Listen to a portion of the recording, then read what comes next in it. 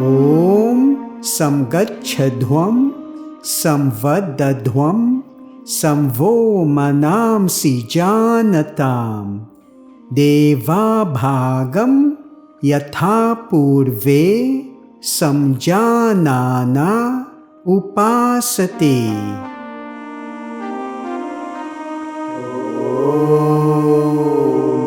संगच्छध्वं संवदध्वं संवो मनांसि जानतां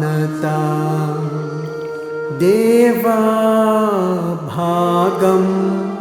यथा पूर्वे संजानाना उपासते।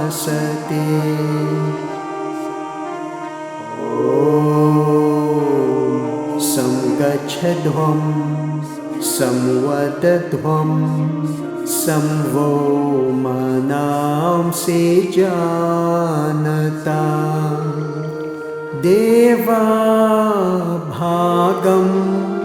यथा पूर्वे संजानाना उपासते। O devotees, move towards one common goal.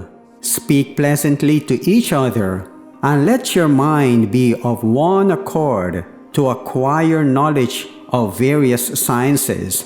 And like the enlightened sayers of yore, you ought to meditate upon me alone, who am the only real object of your devotion.